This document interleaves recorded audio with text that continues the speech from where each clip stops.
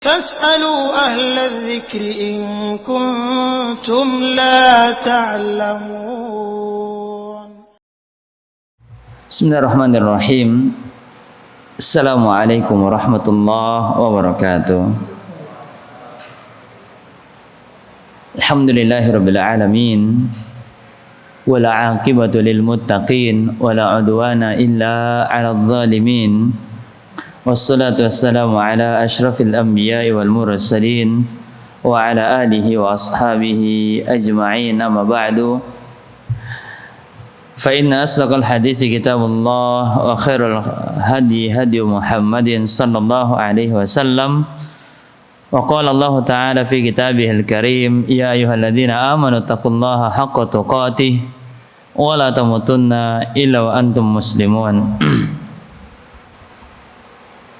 Melanjutkan daripada pembahasan kitab Mulia dengan Manhaj Salaf, pembahasan tentang masalah karakteristik manhaj salaf.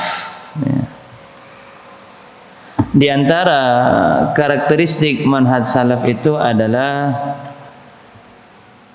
yang bersikap pertengahan dan tidak gulu.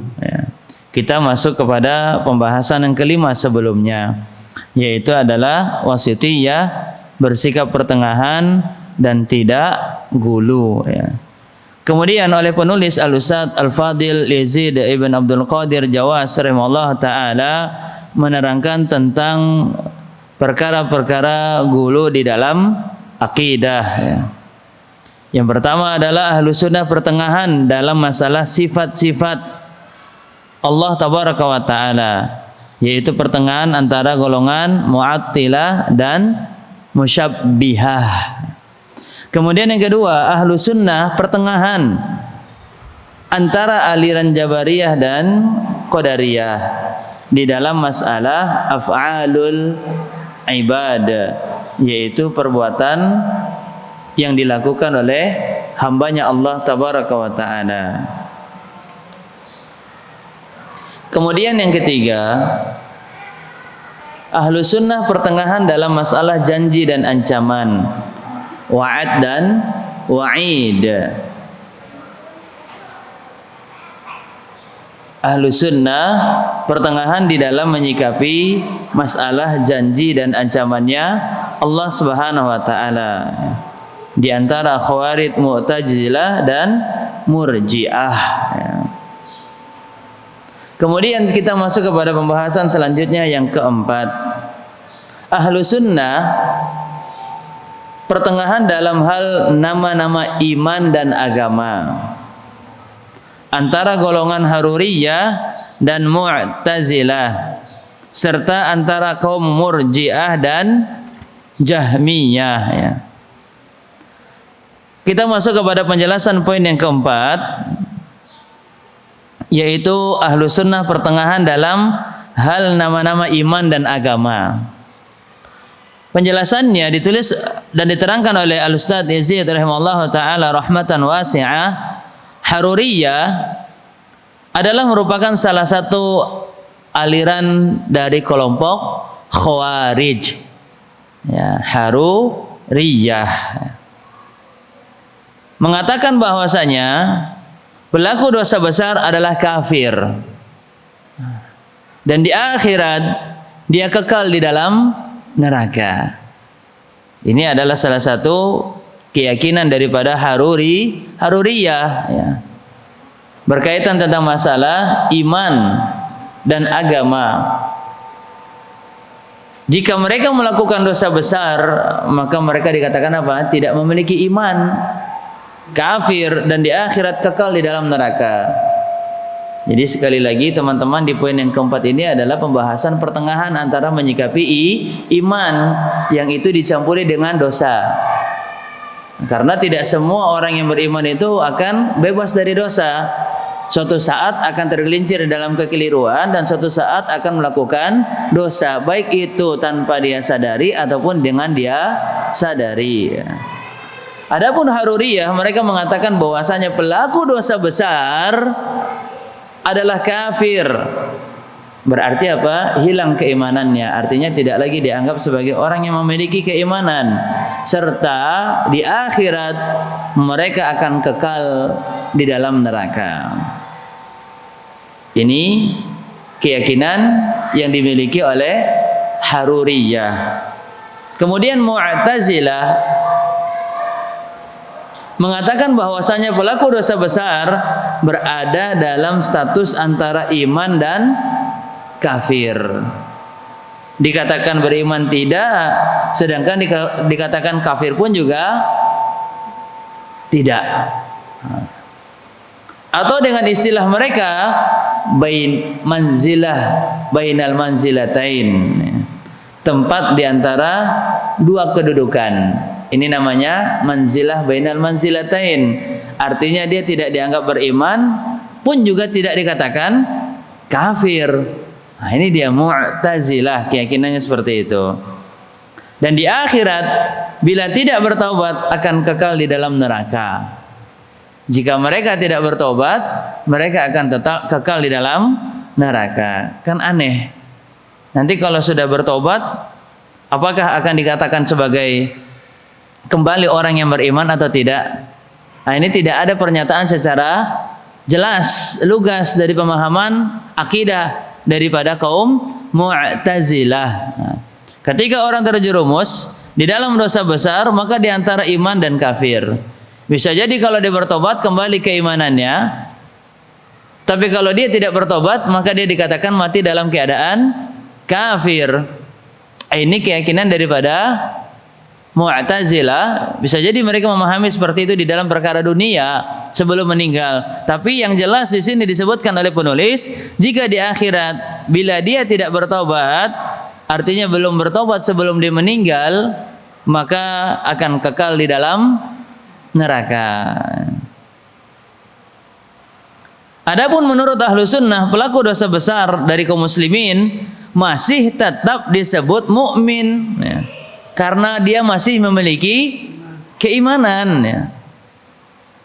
Sebanyak apapun dosa besar yang dia lakukan atau sebesar apapun dosa besar, selama itu bukan syirik, ya, maka ketika dia melakukannya di dalam akidah ahlu sunnah wal jamaah masih meyakini pelaku dosa besar ini dari kaum muslimin masih tetap disebut mukmin, orang yang memiliki keimanan. Hanya saja dia fasik karena perbuatan dosa besarnya. Artinya dia mukmin yang bisa dikatakan mukmin yang tidak taat. Dia mukmin yang fasik. Dia masih memiliki keimanan walaupun itu kecil, tidak besar, walaupun itu adalah lemah, walaupun imannya lemah, tapi selama dia masih dikatakan tidak terjerumus di dalam kesyirikan, maka dia masih dinilai di dalam akidah Ahlussunnah wal Jamaah adalah sebagai mukmin, tapi mukmin yang fasik, mukmin yang masih terjerumus di dalam maksiat. Ada mukmin yang fasik, ada mukmin yang taat. Jadi mukmin yang taat betul-betul dia menjaga dirinya di dalam ketaatan. Adapun mukmin yang fasik adalah di satu sisi dia masih terbiasa dengan melakukan dosa, tapi di sisi yang lain apa yang menjadi kewajiban dia seperti sholat, puasa, dia masih melaksanakannya. Dia masih melaksanakannya. Contoh, walaupun dia sholat, tapi sholatnya mungkin di akhir waktu, ditunda-tunda, atau mungkin dia berpuasa, tapi puasanya masih main mungkin judi sambil berjudi. Apakah berjudi ini membatalkan puasanya? Kan enggak. Kecuali kalau kartu judinya itu dia makan. Itu baru membatalkan puasanya. Tapi sejalan dia di dalam melaksanakan kewajiban dia, tapi dia masih melakukan kemaksiatan. Maka sekalipun dia banyak melakukan kemaksiatan dan walaupun itu adalah merupakan dosa besar selama bukan kesyirikan, maka di dalam keyakinan akidah Ahlussunnah wal Jamaah orang seperti itu masih dikatakan mukmin, kecuali kalau sampai betul-betul dia melakukan perkara yang dia bisa batal keimanannya atau batal keislamannya. Contoh, dia tidak meyakini kewajiban puasa Ramadan. Contoh, dia tidak meyakini akan kewajiban daripada sholat 5 waktu. Kemudian dia sengaja meninggalkannya dengan sifat dengan keyakinan karena sholat 5 waktu itu tidak wajib contohnya. Maka dia sudah merubah hukum Allah tabaraka wa taala. Dia merubah apa yang wajib menjadi tidak wajib. Dia merubah menjadi dari halal menjadi yang haram, atau yang haram menjadi halal. Contoh, dia memakan daging-daging yang diharamkan di dalam syariat Islam. Kemudian dia meyakini bahwasanya daging yang haram itu adalah halal. Maka ini adalah sesuatu yang dapat membatalkan keislamannya. Sehingga jika dia melakukan perkara-perkara demikian, orang tersebut di dalam akidah Ahlussunnah wal Jamaah sudah diyakini keluar daripada agama Islam karena dia telah melakukan pembatal keislaman, nawaqidul Islam, dan seterusnya. Hanya saja dia dikatakan fasik karena perbuatan dosa besarnya, atau dikatakan mukmin yang kurang beriman. Ya. Sedangkan urusannya di akhirat, apabila belum bertaubat adalah terserah Allah. Jika Allah Ta'ala menghendaki, dia akan disiksa sesuai dengan keadilan Allah Tabaraka wa Ta'ala dari dosa yang dia lakukan. Namun jika dikehendaki oleh Allah Subhanahu wa Ta'ala untuk diampuni dosanya, sesuai dengan sifat kasih sayangnya Allah Tabaraka wa Ta'ala untuk hambanya, maka di akhirat dia akan diampuni. Artinya masalah urusan di akhirat, apakah dia disiksa dengan dosanya atau akan diampuni, itu kembali apa yang menjadi kehendak Allah Tabaraka wa Ta'ala. Bisa dipahami para pakar akidah? Masya Allah. Akidah Mu'tazilah, akidah Hururiyah, akidah Ahlussunnah wal Jamaah. Jadi Hururiyah mengatakan apa tadi?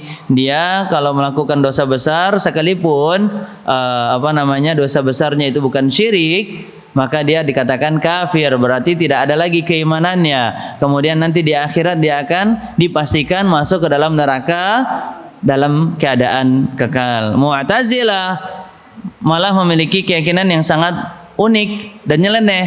Manzilah bainal manzilatain, dia di antara dua posisi. Gimana ceritanya? Sedangkan Islam ini kan agama yang betul-betul jelas. Putih itu betul-betul nampak jelas putih, hitam itu betul-betul nampak jelas hitam. Tidak ada yang namanya buram, tidak ada yang namanya bercampur antara hitam dan putih, ya. Maka itu adalah di antara keyakinan Mu'tazilah, pelaku dosa besar di antara kafir dan mukmin. Yang kelima, Ahlussunnah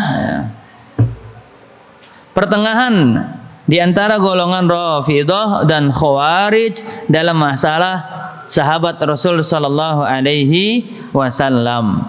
Namanya sahabat adalah juga bagian dari manusia yang tidak lepas daripada sifat-sifat dan karakteristik daripada tabiat manusia. Kadang bisa marah, kadang bisa sedih, kadang bisa menampakkan dari sisi kemanusiaannya. Layaknya Nabi pun juga demikian. Para Nabi pun juga menunjukkan sifat kemanusiaannya. Nabi pun juga pernah marah. Nabi pun juga mungkin pernah salah di dalam memilih opsi dakwah, opsi di dalam perkara strategi contohnya. Maka begitu pun juga dengan para sahabatnya Rasulullah sallallahu alaihi wasallam. Tetapi di dalam menyikapi hal-hal seperti ini ada yang berlebihan. Kita lihat penjelasannya. Rafidhah adalah merupakan aliran sesat. Wah, ini udah catatan besar ini. Tidak ada nego-negonya lagi sudah. Aliran sesat, ya. Mereka bersikap berlebih-lebihan terhadap Ali, ya, dan Ahlul Bait. Serta mereka menyatakan permusuhan terhadap sebagian besar sahabatnya Rasulullah SAW, khususnya Abu Bakar dan Umar radhiyallahu ta'ala anhuma. Bisa dilihat di dalam buku Minhajus Sunnah oleh Syekhul Islam dan ditahqiq oleh Syekh Muhammad Salim dan seterusnya. Begitupun juga di dalam kitab Wasithiyah, Aqidah Al-Wasithiyah. Khawarij adalah aliran yang sesat. Mereka mengkafirkan Ali dan Muawiyah, ya, serta para pendukung keduanya. Mereka Khawarij disebut demikian karena menyatakan keluar dari kepemimpinan Ali. Nah, dikatakan Khawarij itu asal kata makna secara bahasa Indonesia orang-orang yang keluar. Khawarij. Atau mungkin sering mendengar kata istilah khuruj. Khuruj itu artinya keluar, ya, keluar meninggalkan tempat, keluar di dalam meninggalkan kebijakan, keputusan. Maka di antara makna keluar itu adalah khawarij, yaitu orang-orang yang keluar. Khawarij itu adalah golongan-golongan yang keluar. Keluar dari apa? Mereka menyatakan keluar daripada kepimpinan yang dipimpin oleh Ali, ya. Padahal ini kan orang yang mereka muliakan, tapi satu sisi mereka membangkang dan tidak mentaati apa yang menjadi keputusan dan kepimpinan yang dilakukan oleh Ali bin Abi Thalib. Mereka keluar dari kepemimpinan Ali setelah peristiwa perang Siffin. Prinsip Khawarij yang paling mendasar ada 3 yang mereka menyimpang sesat dan menyesatkan kaum muslimin. Pertama, mengkafirkan Ali bin Abi Thalib, Utsman bin Affan dan 2 hakim, ya, yaitu Abu Bakar dan Umar. Kemudian, ya, wajib keluar berontak dari penguasa yang zalim.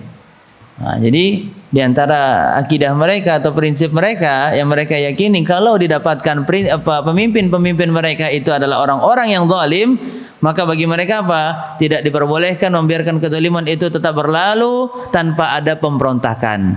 Nah, ini di antara akidah daripada Khawarij. Khawarij. Kemudian yang ketiga, pelaku berdosa besar adalah kafir dan di akhirat kekal di dalam neraka. Nah, ini sebagaimana tadi yang kita sudah bahas, salah satu daripada kelompok Khawarij yaitu namanya Haruriyah. Mereka meyakini orang yang melakukan dosa besar adalah kafir, hilang sama sekali, tidak ada memiliki keimanan, dan dia di akhirat kekal di dalam neraka. Sedangkan ahlu sunnah, mereka mencintai seluruh sahabatnya Rasulullah SAW, menempatkan mereka pada kedudukan yang sesuai, tanpa gulu, tanpa berlebih-lebihan, dan tanpa menyia-nyiakan apa yang menjadi haknya para sahabat. Nah, ini bagaimana kita menyikapi apa yang menjadi kekeliruan, kesalahan, kekhilafan daripada para sahabatnya Rasulullah sallallahu alaihi wasallam. Ketika mereka melihat Ali setelah peristiwa perang Siffin, rasanya tidak becus di dalam memimpin kaum muslimin karena banyak mungkin kebijakan-kebijakan mereka yang tidak sesuai dengan hawa nafsunya, yaitu kebijakan Ali, keputusan Ali tidak sesuai dengan apa yang menjadi prasangka dan hawa nafsu orang-orang Khawarij. Akhirnya mereka keluar untuk mengadakan pemberontakan. Maka yang mereka katakan cinta kepada Ahlul Bait itu adalah merupakan dusta. Itu adalah merupakan dusta karena mereka sendirilah yang memerangi Ahlul Bait. Mereka sendirilah yang memerangi Ali bin Abi Thalib radhiyallahu ta'ala anhu, yaitu orang-orang Rafidhah, orang-orang Khawarij. Selanjutnya,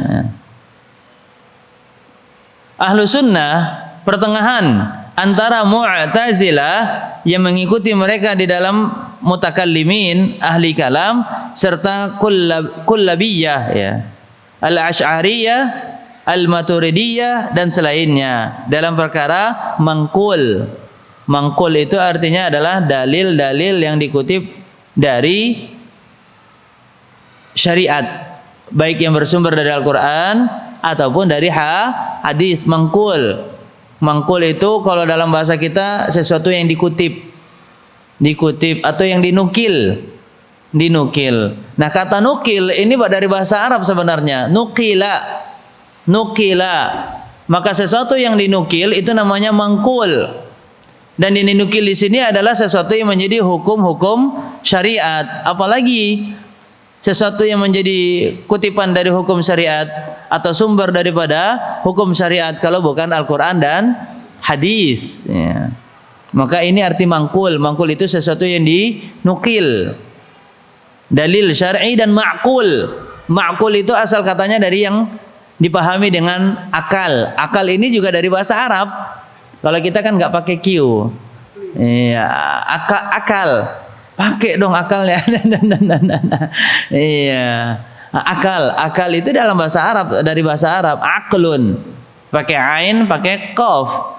Kita diganti menjadi ka karena memang kita tidak punya ejaan huruf ain dan qaf. Ya, makanya jadinya akal.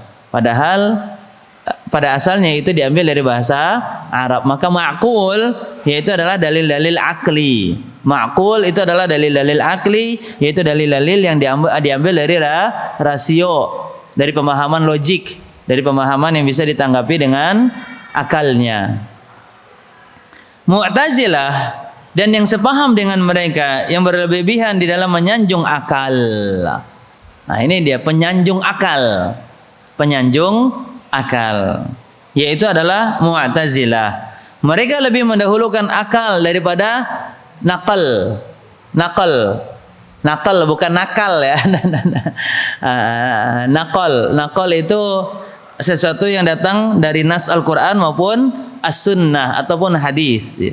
Artinya ketika disuguhkan dalil nakli, mereka lebih mengutamakan untuk memilih dalil akli. Ini diantara prinsipnya akidah Mu'tazilah dan yang sepaham dengannya. Mereka menjadikan dalil nakli hanya sebagai kabar dan tidak memberikan faidah. Oh, hanya sekedar informasi. Oh, ada kayak gini penjelasannya dalam Al-Quran ataupun dalam hadis, tapi mereka tidak lebih mendalaminya, tidak lebih untuk apa? Mencoba untuk mengambil faidah dari apa yang mereka ketahui. Cukup hanya sekedar informasi. Ya, kalau dalam bahasa Pak Mul ini apa nih? Just for your information ya. Ya cuma sekedar info aja gitu. Oh gini dalilnya sudah. Tapi tetap aja kalau itu di luar daripada akal mereka apa? Bisa menyampingkan dalil nakli tersebut. Dan hal ini ya, mereka telah menolak perkara akidah yang telah ditunjukkan oleh Al-Quran dan As-Sunnah serta ijma' salafus soleh, ijma'nya para kaum salafus soleh, orang-orang terdahulu yang soleh, berupa adanya azab kubur. Mereka menafikan dalil-dalil yang menerangkan tentang azab kubur. Mereka menafikan dalil-dalil yang menerangkan tentang syafaat dan selainnya, serta menafikan sifat-sifat Allah tabaraka wa ta'ala. Nah, ini sebelumnya kita sudah pernah membahas tentang masalah sifat Allah tabaraka wa ta'ala. Maka di antara bentuk penyimpangan mereka menafikan dalil-dalil yang ada dari nas Al-Quran ataupun hadis. Mereka abaikan, bahkan ini sudah menjadi ijma'nya para ulama berkaitan tentang pembahasan azab kubur, syafaat, dan juga menafikan sifat-sifat Allah tabaraka wa ta'ala. Maka ini diantara kekeliruan yang terjadi dari pemahaman akidah Mu'tazilah, mengedepankan akal daripada nakal, yaitu mengedepankan perkara yang masuk di dalam logiknya secara akli, kemudian mereka mengabaikan dan menyampingkan perkara nakli. Nakli itu adalah yang dinukil, mangkul dari nas Al-Quran ataupun As-Sunnah ataupun hadis Rasulullah sallallahu alaihi wasallam. Ada lagi kalau tadi Mu'tazilah lebih mengedepankan akli daripada nakli. Sekarang kita lihat Asy'ari, yaitu Asy'ariyah, berlebihan di dalam menetapkan nas-nas syar'i sehingga mereka menafikan adanya sebab-sebab serta hikmah-hikmah yang menjadi tempat bergantung hukum-hukum dan syariat-syariat agamanya. Mereka menggunakan dalil tetapi menyikapi dalilnya ini berlebihan sehingga mengabaikan hikmah-hikmah yang terkandung daripada dalil tersebut. Mereka mengatakan, sesungguhnya kita diberikan perintah dan larangan karena kehendak Allah semata tanpa ada sebab dan hikmah tertentu. Artinya betul-betul mereka apa? Sudah kalau itu adalah perintah, kerjakan. Sudah itu kalau adalah larangan maka tinggalkan. Ini apa hikmah dilarang? Maka mereka mengatakan apa? Sudah itu karena memang keputusan Allah. Mereka berikan penilaian yang sebenarnya di satu sisi ada penjelasan-penjelasan hikmah yang diterangkan oleh hadis ataupun Al-Quran, yang diterangkan oleh Allah tabaraka wa ta'ala ataupun diterangkan oleh Rasulullah sallallahu alaihi wasallam. Sedangkan ahlu sunnah mereka tidak menerima nas-nas kecuali yang sahih sanadnya dan benar kandungan dalilnya. Tidak pula menerima dalil akli kecuali yang benar dasarnya dan tidak bertentangan dengan kitab Allah dan sunnah Rasulullah sallallahu alaihi wasallam serta ijma'nya salafus saleh. Artinya sekarang ini Ahlus Sunnah wal Jamaah betul-betul seimbang antara penerimaan dalil nakli dan juga penggunaan dalil akli. Artinya menerima, wajib menerima dalil nakli itu wajib diterima. Tetapi di dalam memahami dan menyikapi dalil tentunya tanpa apa? Berlebihan. Tanpa berlebihan. Menetapkan sebagaimana apa yang telah ditetapkan oleh para ulama. Artinya jangan kita memahami dengan logika kemudian kita menetapi dengan berlebihan. Nah, maka logika ini adalah atau akli ini termaksud daripada hal yang bisa digunakan untuk mencermati dan mengkaji hikmah dari hukum-hukum Islam, tetapi tidak bisa selalu dikedepankan. Harus diimbangi dengan sumbernya Al-Quran dan hadis. Selama dalil akli ini tidak menyelisihi apa yang ditetapkan di dalam Al-Quran dan hadis, maka tidak mengapa kita gunakan dan kita jadikan sebagai untuk menetapkan di dalam hukum-hukum syariat, tetapi dengan adanya dalil yang menguatkan dari Al-Quran ataupun hadis Rasulullah Sallallahu Alaihi Wasallam. Ya. Maka ini sebenarnya keterangan yang cukup bisa dikatakan harus lebih panjang kita mendalaminya, karena betul-betul penulis di dalam bab ini sangat singkat. Maka tentu ini menjadi motivasi bagi kita lagi untuk memperbanyak khazanah ilmu. Terus diperbanyak waktu kita untuk membaca buku-buku akidah yang lainnya, khususnya di dalam menerangkan golongan-golongan yang terjadi penyimpangan di dalamnya. Karena memang pembahasan yang ada di buku ini hanya sebatas yang kita lihat, yaitu perkenalan. Adapun detailnya tentu kita ditambahkan dengan referensi-referensi yang lainnya, ya. Karena pembahasan kita pun juga sangat panjang, ya, sangat panjang, sehingga yang dikutip oleh penulis ini sangatlah singkat. Yang dibahas banyak, makanya setiap pembahasan ini tidak terlalu banyak penjelasannya, karena poin-poin yang akan dijabarkan di sini pun juga sangat panjang. Maka setiap poin hanya sekedar diberikan tambahan-tambahan penjelasan yang itu diharapkan bisa menjadi dasar pemahaman yang baik di awal, kemudian nanti dilanjutkan dengan ditambahkan membaca tambahan-tambahan referensi daripada buku-buku akidah, ya. Kemudian yang selanjutnya, maka selesailah, ya, yaitu pembahasan yang pertama tentang gulu di dalam akidah. Sekarang gulu di dalam perkara ibadah, ya. Yang dimaksud di sini yaitu gulu juz'i amali, yaitu segala apa yang terkait dengan suatu bagian atau lebih dari satu bagian syariat Islam, ya. Juz'i amali itu sebagian dari perkara amal, mereka berlebihan. Nah. Sedangkan yang dimaksud dengan amali yaitu adalah segala apa yang terkait dengan masalah amaliyah, ya, yaitu perbuatan. Yang terbatas pada perbuatan baik perkataan lisan maupun perbuatan anggota tubuh. Jadi amaliyah itu ada dua, amaliyah lisan maupun juga amaliyah badan. Yang dilakukan oleh anggota tubuh itu ada dua. Pertama ucapan, yang kedua perbuatan selain daripada lisan. Sedangkan amalan yang dimaksud di sini adalah segala apa yang terkait dengan perbuatan saja, bukan hasil dari keyakinan yang rusak. Adapun amalan yang berasal dari keyakinan yang rusak, maka termaksud gulu dalam akidah. Berikut contohnya. Orang yang melakukan salat malam semalam suntuk, maka ia termaksud daripada orang yang gulu di dalam amalannya, ya.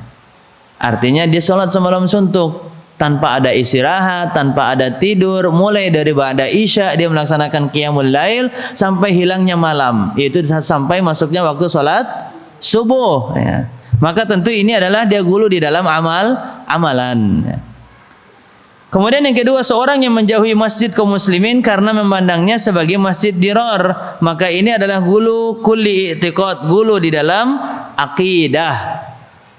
Artinya sekarang ini kita tidak bisa lagi memberikan penamaan masjid dirar, kecuali jelas kalau itu yang memilikinya adalah orang-orang munafik. Dan orang-orang munafik pun juga dikatakan oleh Allah secara langsung masjid Dirar itu di dalam Quran surat At-Taubah, ya. Mereka ingin mendirikan masjid tersebut untuk memecah belah dan merusak kebersamaan dan persatuan daripada kaum muslimin, sehingga dengannya Nabi sallallahu alaihi wasallam membangun masjid Quba.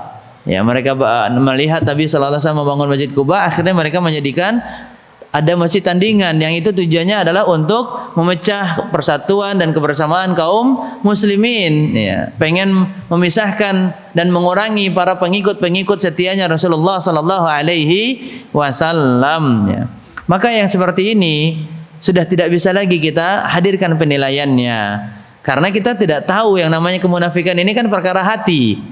Kemunafikan ini kan adalah perkara hati, perkara batin, yaitu sesuatu yang tidak bisa dinilai oleh kasat mata kita, sehingga tidak diperbolehkan seorang muslim untuk menjauhi masjid yang dimiliki oleh kaum muslimin karena berangkat dari penilaian pandangannya sebagai masjid Dirar.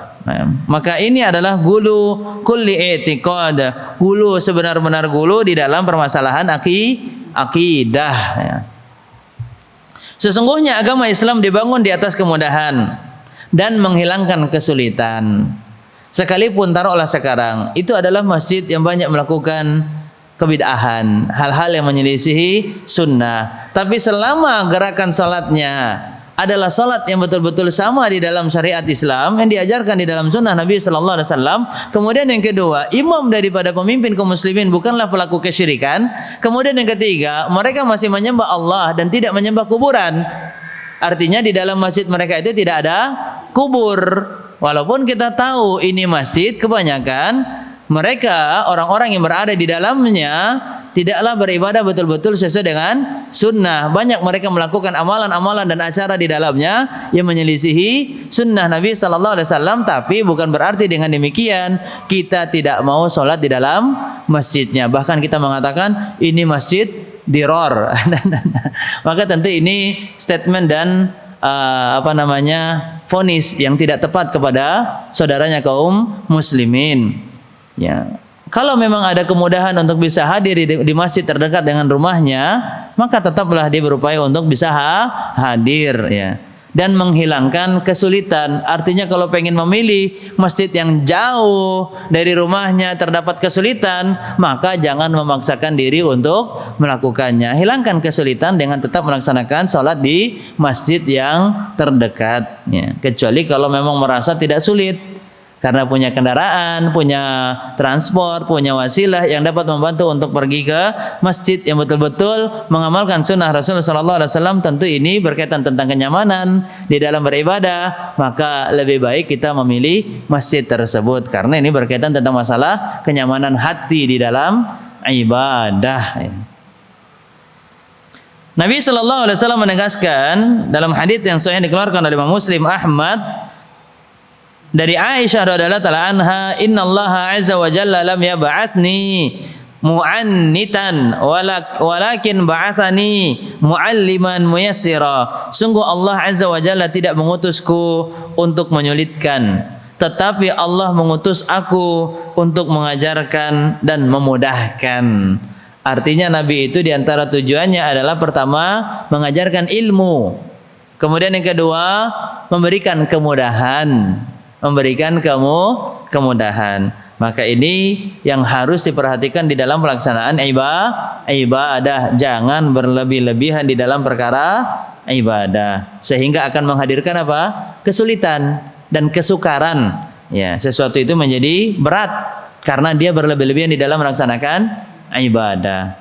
Termaksud gulu dalam ibadah ialah memanjangkan bacaan salat ketika mengimami salat berjamaah. Sebagaimana yang terjadi pada masa Rasulullah SAW, beliau menegur seorang sahabat yang memanjangkan bacaan salat berjamaah sehingga makmum tidak merasa nyaman dan gelisah. Maka hal itu pun diadukan kepada Rasulullah Sallallahu Alaihi Wasallam. Maka ini tentu menjadi perkara yang baik kepada kita. Tatkala kita melihat sesuatu ada yang mengganggu kenyamanan kaum muslimin, baik itu di dalam amaliyah maupun qauliyah, ucapan penjelasan, ya. Kadang-kadang ada kan juga dalam qauliyah dakwah itu ada orang yang terlalu memaksa, atau mungkin uslub-uslub susunan kata di dalam dakwahnya itu adalah kata-kata yang mungkin kurang tepat, dan itu mengganggu kenyamanan di dalam dakwah dan ibadah. Maka ketika kita melihat ada saudara kita melakukan demikian, maka coba adukanlah kepada guru kita, adukanlah kepada ahlul ilmi. Karena terkadang kalau kita yang langsung menasehati, dia akan menolaknya. Bahkan nanti khawatirnya akan terjadi apa? Pertikaian, perdebatan, dan perselisihan yang ujung-ujungnya akan menjadikan kita saling bermusuhan, ya, saling bermusuhan, saling benci membenci. Padahal keyakinannya sama, yaitu ahlu sunnah wal jamaah. Cuman yang berbicara di sana adalah keegoan, keegoan. Maka lihatlah bagaimana para sahabat ketika dihadapkan dengan sesuatu yang tidak mereka sukai, maka mereka mengadukan kepada ahlinya di masa itu, dan ahlul ilmi di masa mereka adalah Rasulullah sallallahu alaihi wasallam. Maka Nabi sallallahu alaihi wasallam pun marah, lantas bersabda, "Ya ayyuhan nas, inna minkum munafirin, fa ayyukum amman nas falyujiz, fa inna min waraihil kabir wad dhaif wa dzal hajah." Wahai manusia, sesungguhnya di antara kalian ada yang membuat orang lari. Nah, ini juga keindahan bahasa yang digunakan oleh Nabi sallallahu alaihi wasallam. Padahal kan perkara ini diadukan kepada Nabi, dan Nabi tahu siapa orangnya. Dan bisa jadi ketika Nabi menyampaikan nasihat ini orangnya ada, tapi Nabi tidak menyinggung. Dan Nabi mengatakan apa? Wahai manusia. Masih bersifat apa? General. Yang merasa alhamdulillah. Kalau yang enggak merasa ya innalillah. Tentu para sahabat tidak memiliki hati seperti itu, yang acuh. Pasti mereka apa? Yang tidak acuh. Pasti mereka itu berupaya untuk apa? Acuh. Jangan-jangan yang disampaikan oleh Nabi ini adalah saya. Ini adalah diantara apa yang menjadi kebiasaan para sahabat, ya. Ketika diberikan nasihat, diberikan sesuatu peringatan, mereka langsung membawa kepada diri mereka sendiri. Dan seharusnya seorang muslim pun juga demikian. Ketika ada nasihat, dia renungi, dia bawa ke dalam dirinya, kemudian dia evaluasi untuk bisa menjadi pribadi yang lebih baik, lebih taat, dan lebih beriman lagi kepada Allah Subhanahu wa taala. Dan ini keindahan uslub dakwahnya Nabi sallallahu alaihi wasallam. Uslub, ya, uslub itu adalah susunan kalimat yang digunakan oleh Nabi di dalam berdakwah. Itu namanya uslub. Uslub. Wahai manusia, inna minkum munafirin. Sesungguhnya di antara kalian ada yang membuat orang lain lari. Kalau kita kan ditambahin, siapa tuh? Ayo ngaku. Kalau di zamannya tentu tidak seperti itu para sahabat. Betul-betul ketika disampaikan nasihat, dijadikan bahan renungan. Kalau kita kan tidak, sebaliknya. Kadang-kadang dijadikan sebagai momentum untuk nembak. Bahkan nitip lagi materi kajian itu untuk apa? Nasehatin, Ustadz nanti yang hadir itu ada istri saya. Request ya, request isi kajian, subhanallah. Maka tentu ini adalah diantara tujuan yang keliru. Tidak boleh kita yang namanya menasehati itu adalah untuk menyinggung, untuk nembak, dan seterusnya. Kalau memang betul-betul pengen memberikan nasihat, sudah langsung kepada orangnya. Tapi kalau dirasa nanti khawatir tersinggung, ya sudah, berarti sifatnya adalah general. Ya, seperti orang tua memberikan nasihat kepada anaknya. Sebenarnya anak-anak itu tahu siapa yang melakukan kesalahan dan kekeliruan, tapi tanpa menyebutkan nama. Sesungguhnya di antara kalian ada yang membuat orang lain lari, munafirin, menjadi lari. Fa ayyukum amman nas, dan siapa di antara kalian yang menjadi imam untuk manusia, falyujiz, maka hendaknya dia persingkat. Dia sederhanakan, dia ringankan salatnya. Karena apa? Kenapa? Karena min waraihi, tatkala dia menjadi imam untuk kaum muslimin di dalam salat berjamaah, isinya kan beragam. Ada yang sepuh, apalagi betul-betul keadaan kita saat ini, yang paling banyak menjadi makmum adalah yang mana? Iya, mungkin kalau dibilang tua-tua kayaknya agak nggak mau diterima ya. Senior. Masya Allah. Iya, veteran. Suhu. Masya Allah. Ya. Padahal kan baru punya anak aja. Walaupun usianya 19 tahun contohnya, kan udah dibilang orang tua. Walaupun umurnya sudah baru 19 tahun, tapi ketika dia baru punya anak itu sudah dibilang apa? orang tua ya, orang tua bukan orang muda ya. Kenapa orang sulit untuk mengakui dirinya tua? Dan sampai nenek-nenek pun juga ada istilah nenda, nenek muda. Gimana ceritanya ada nenek-nenek yang masih muda? Subhanallah. Karena di belakang kalian ada yang namanya al-kabir, yang tua, ad-dhaif, yang lemah, yang tidak kuat untuk berdiri lama, tidak kuat untuk ruku' lama, dan seterusnya. Wadhal hajah, dan orang yang punya keperluan. Bisa jadi mungkin ada musafir yang lagi mampir salat berjamaah dengan kita, dan dia lagi terkejar-kejar dengan waktu. Dia harus sampai ke tempat tujuan jam sekian dan sekian karena memang ada hajatnya, ada kebutuhan yang harus dia penuhi di sana di waktu yang segera. Nah, makanya ketika kita berlama-lama di dalam sholat dikhawatirkan itu akan menjadi sesuatu yang memberatkan kaum muslimin di dalam mengikuti sholat berjamaah. Maka ini diantara bentuk perhatian Nabi agar umatnya tidak terjerumus di dalam perbuatan gulu di dalam perkara amaliyah ibadah.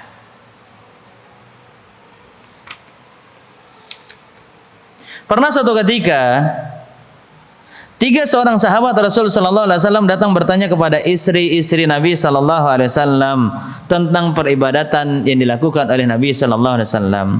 Kemudian setelah diterangkan masing-masing ingin meningkatkan ibadah mereka.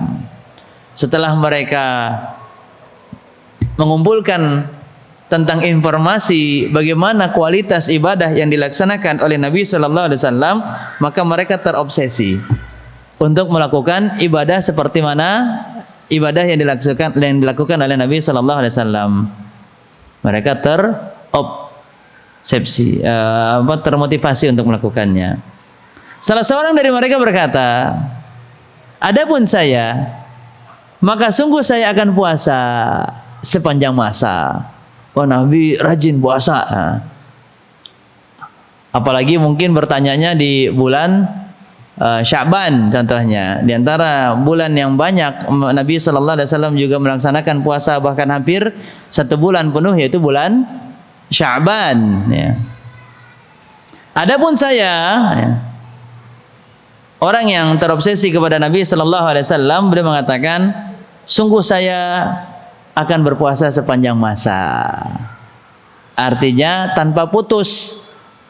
Sedangkan Nabi Daud atau puasanya Nabi Daud alaihissalatu wassalam ada putus-putusnya, sehari puasa, sehari tidak, dan seterusnya. Sahabat yang lain berkata, adapun saya, maka saya akan sholat selama-lamanya tanpa ada istirahat. Kalaupun ada istirahat, ya sejenak. Kalau sudah selesai istirahatnya, sholat lagi. Dia ingin memperbanyak kuantitas daripada ibadah sholatnya.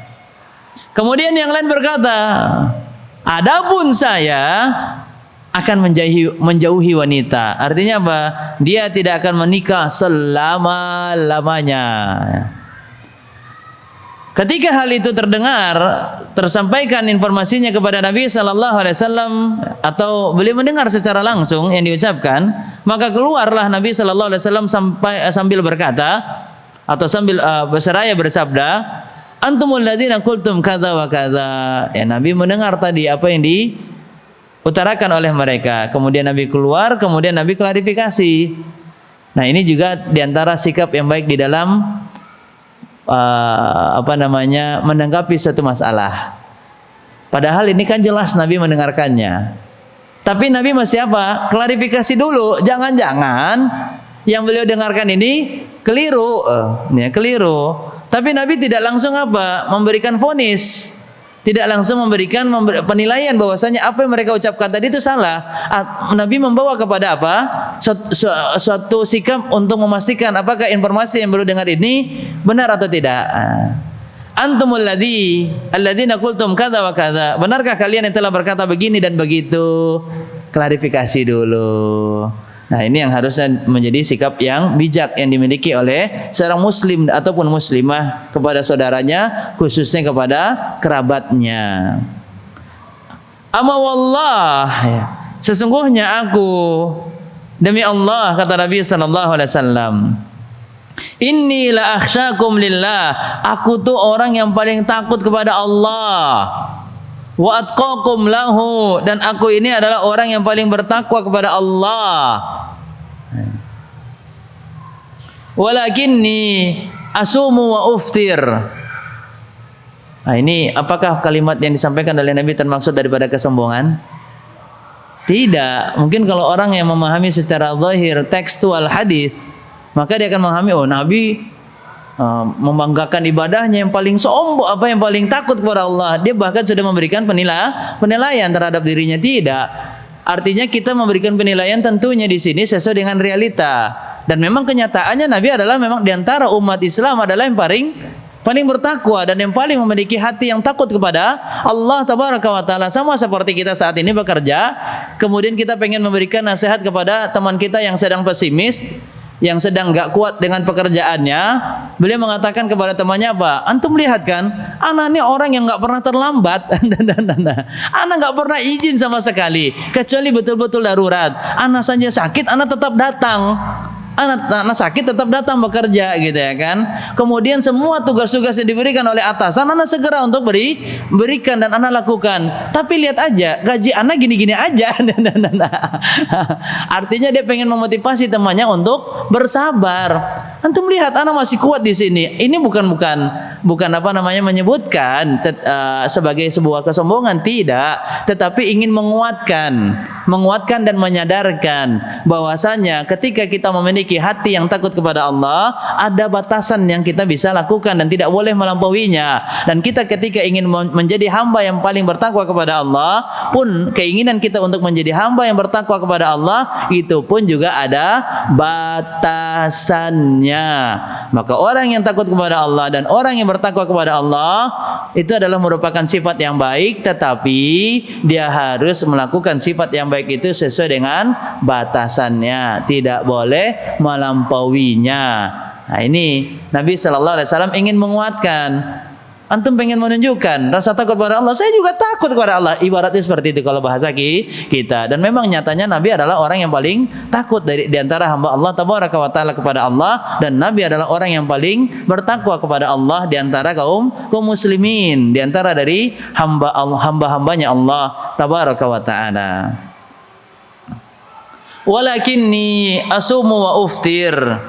Tapi aku kalau berpuasa, aku juga berbuka. Artinya tidak berpuasa sepanjang masa. Kemudian aku pun juga sholat. Namun dari sholat yang aku laksanakan pun juga ada, aku sediakan untuk waktu beristirahat. Aku tidur. Aku pun juga demikian, menikahi wanita. Maka barang siapa faman ragiba an sunnati falaysa minni, siapa yang tidak menyukai sunnahku, dia tidak termasuk bagian daripada golongan umatku. Maka tentu ini jelas-jelas Nabi dari apa yang beliau sampaikan kepada para sahabat. Walaupun ini yang disampaikan kepada 3 orang sahabat, bukan berarti hanya khusus untuk kepada mereka, tetapi ini juga berlaku secara umum untuk seluruh umatnya Rasulullah sallallahu alaihi wasallam. Yaitu catatan besarnya adalah ketika kita punya semangat untuk beribadah kepada Allah, kita pengen menjadi hamba yang takut kepada Allah, kita ingin menjadi hamba yang paling bertakwa kepada Allah Tabaraka wa Ta'ala, maka silahkan laksanakan semangat itu, namun dengan memperhatikan batasan-batasannya. Jangan menyulitkan diri sendiri. Seperti tadi, puasa tanpa berbuka menyulitkan diri atau tidak? Menyulitkan diri. Kemudian yang kedua, yaitu buat sholat malam tanpa istirahat, menyulitkan diri atau tidak? Menyulitkan diri. Kemudian yang ketiga, hasratnya atau tabiatnya laki-laki, yaitu adalah adanya kecintaan kepada wanita. Hasratnya atau menjadi sebuah tabiat daripada hasrat laki-laki, yaitu adalah memiliki kesenangan dan rasa cinta kepada wanita. Maka ini tidak bisa dihilangkan. Bisa dialihkan? Tidak bisa. Kalaupun dialihkan hanya sesaat, tapi akan kembali lagi. Gimana caranya?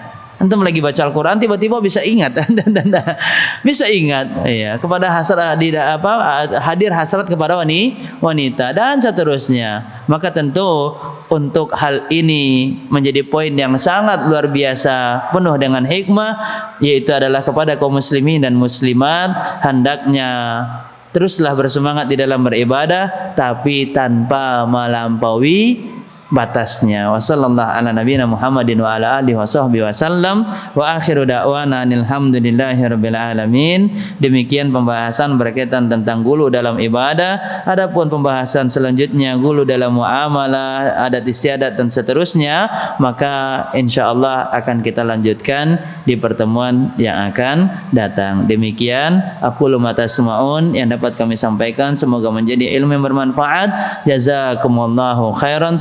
Subhanakallahumma wa bihamdika asyhadu an la ilaha illa anta astaghfiruka wa atubu ilaik. Assalamualaikum warahmatullahi wabarakatuh.